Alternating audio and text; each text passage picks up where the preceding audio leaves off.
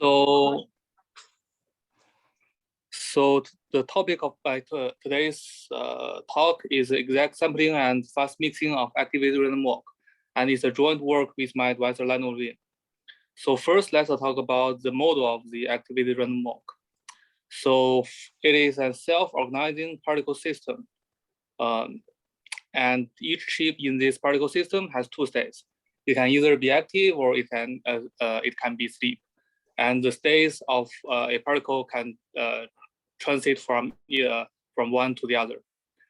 So for this, this is a self-organizing particle system, and it has two local rules for this system. And the first one is if we have an active particle, that means active particles at the site X. And first, we will let first except one of them, the rest of n minus one of them will jump uniformly and independently to the neighbors of X. It's just like they are doing one step in the simple random walk, and they will independently choose their neighbor to jump to. And after they jump to the new vertex, they will remain active. And the second, so we have already removed n minus one particles. There's only remaining one particles at this site. And for this last active particle, so we have two possibilities. The first one is with probability lambda over 1 plus lambda. It will change its states from active to sleep. That means it will, this active particle will sleep. Or with the probability 1 over 1 plus lambda, it will, like the previous active particles, it will uniformly choose a neighbor to jump to, one step in the simple random walk. And after it jumps to the new vertex, it will remain active. And this is the first local rule tells how the vertex will shoot the particles at this site. And the second one tells us if there's one, if there are more than one particles at the site, and they will become all active.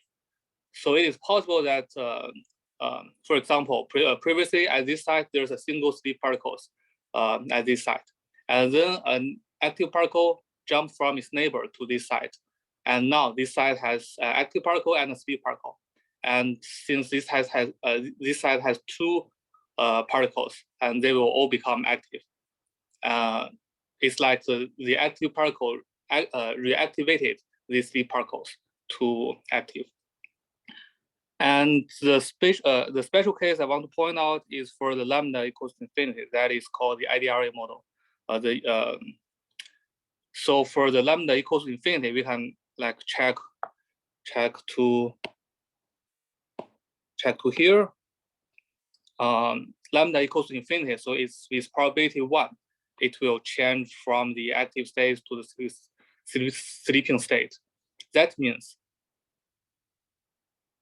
so the system of the particles in this system, they will just do the simple random walk until it's reach an vertex that there's no particle at there, and it will stay there forever.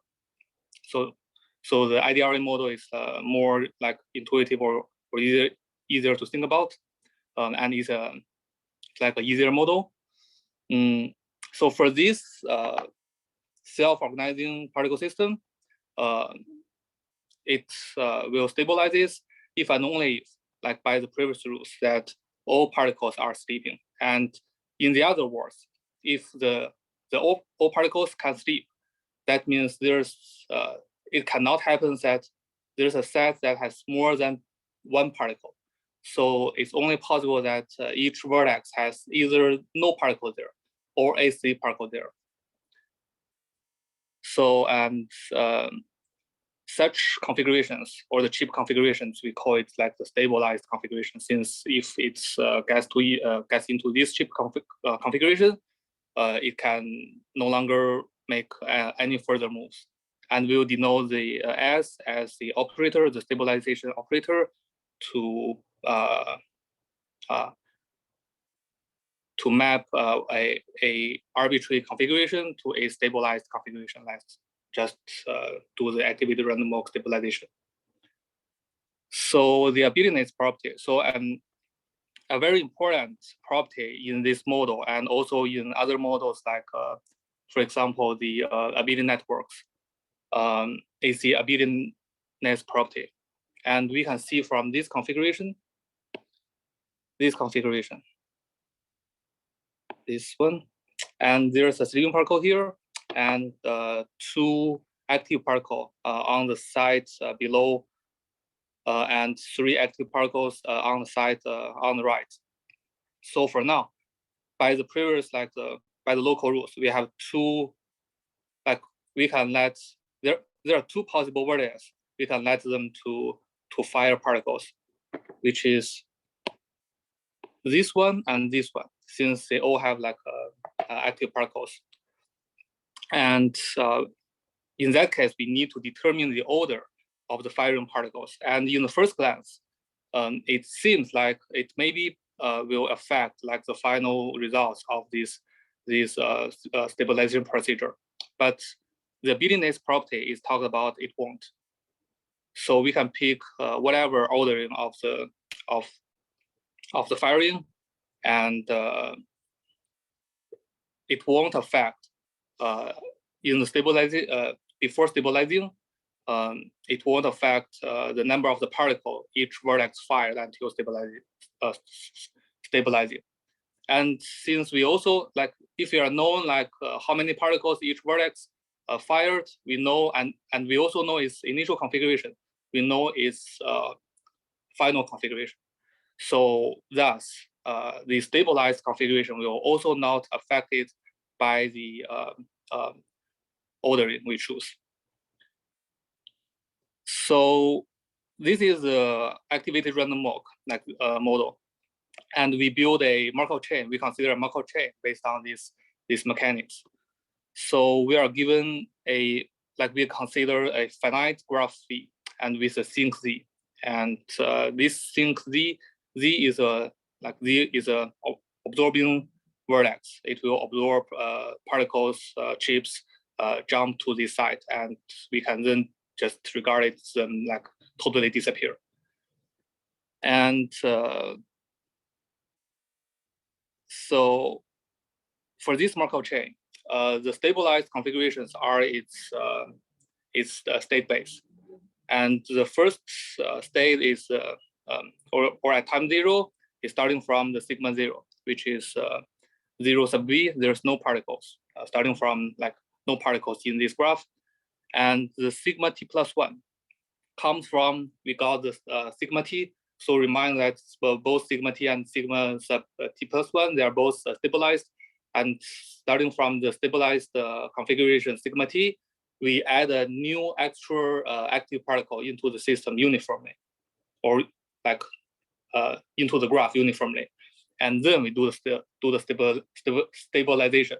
And since we add a new active particle, so it will at least make some moves. So the least possible move is that if we drop this active particle at a vertex which has no previously chips, and it is possible, the least possible case is this active particle will go to sleep particles. And this is but anyway, it will make some move.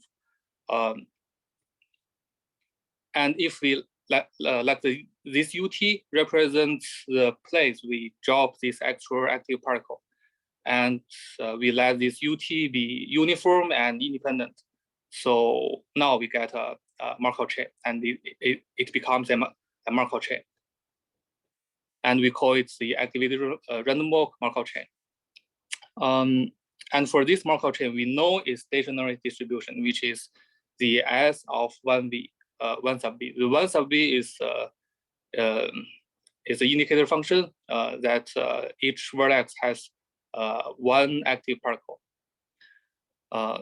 So I can briefly talk about why this one is a stationary state distribution. It's basically based because of the abelian property.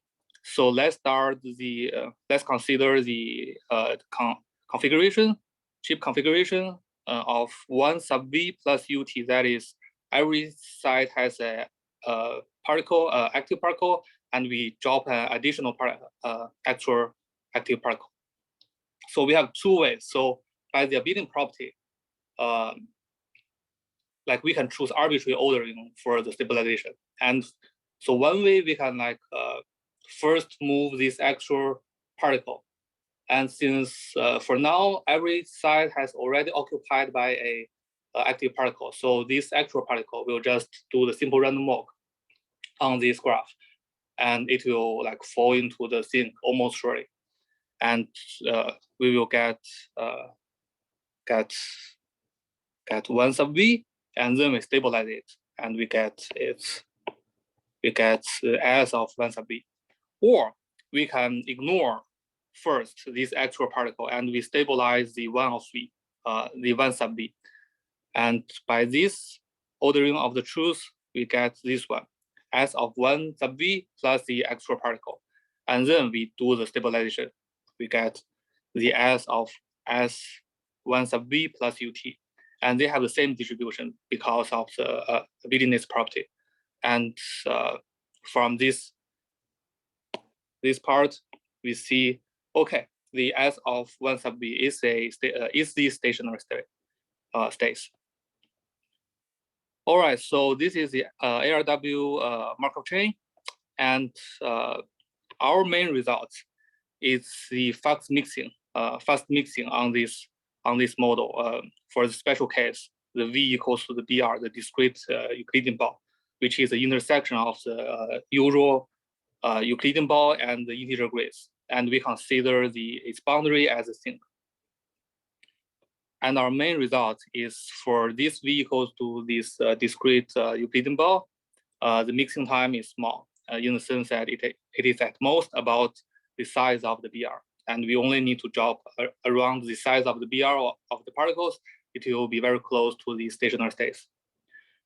All right, so let me talk about the proof idea briefly.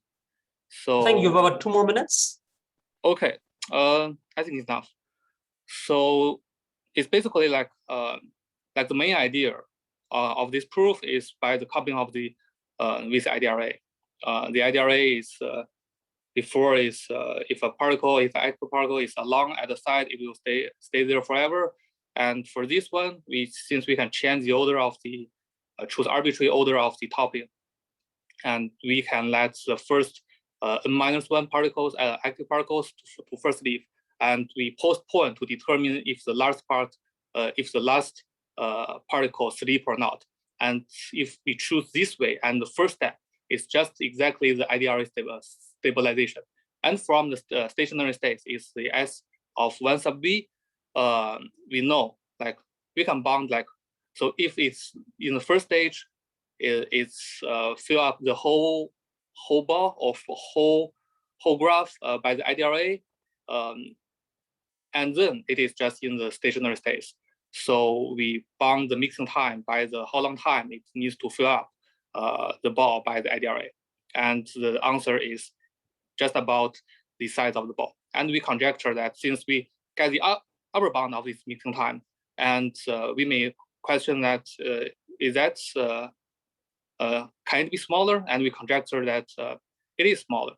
And we conjecture that the mixing time is about the C times the size of the ball. And the C is the limiting density of the stationary states. And since if we start from like no particles everywhere, we at least, if we want to get to the stationary states, we at least need to put into the C times the size of ball of number of the particles into the system. So basically, our conjecture is that the mixing time is the smallest possible mixing time. Yeah, I've finished.